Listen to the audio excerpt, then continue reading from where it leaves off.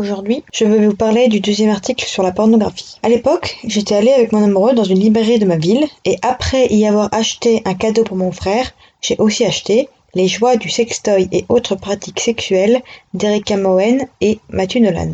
C'est un genre de guide qui présente plein d'aspects de la sexualité, la masturbation, les rapports sexuels, comment bien se protéger, le bondage, le BDSM, comment bien faire de la sodomie, et qui parle aussi de contraception et de protection périodique.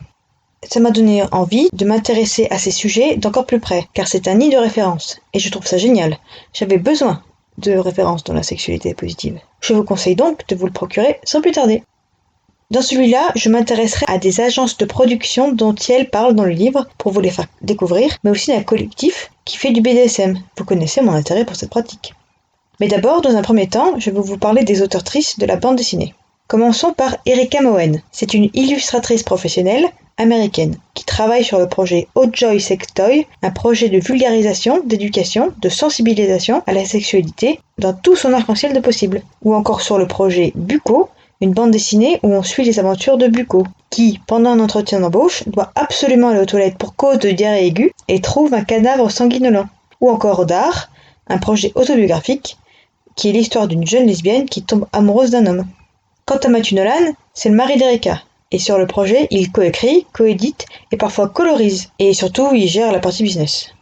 Première société de production dont j'aimerais vous parler, c'est Crash Pot Série, qui est un site porno créé par la société Pink and White Production, qui donne une belle place à tout type de corps, de sexualité, de genre, de pilosité et de pratique. Et c'est ça que je trouve formidable. On est assez loin du porno formaté, avec des corps parfaits, des bites énormes et des chattes lisses.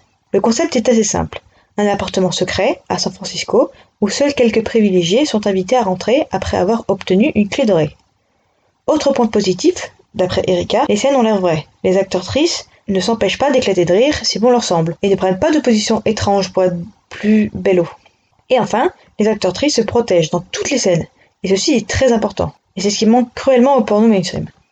Mais, point moins positif, il faut s'abonner pour visionner les vidéos, autour de 25€ par mois. Tout le monde n'a pas les moyens. Mais si vous souhaitez avoir accès à du contenu de qualité, au lieu de regarder toujours les mêmes corps, les mêmes studios de prod avec la même vision de la sexualité, qui est dénigrante pour les femmes et toute personne qui n'est pas cis, blanche et valide, je vous le conseille vivement. Ensuite, en feuilletant le livre, j'ai appris l'existence de PinkLabel.tv, une plateforme créée en 2013 par Shine Louise Houston de la société Pink and White Production, pour donner un espace à des créatrices émergentes et indépendantes de films pour adultes. Du coup, dans le livre, elle ne parlait que de Crash Pod Series, mais Pink Label TV est faite par la même boîte de prod. Du coup, je vais vous en toucher un mot. Son but est d'utiliser la plateforme de son entreprise afin d'aider de nouvelles productrices en leur offrant des ressources qui pourront aider leurs films à trouver leur audience, leur donner accès à des studios et à des ressources de santé sexuelle par exemple.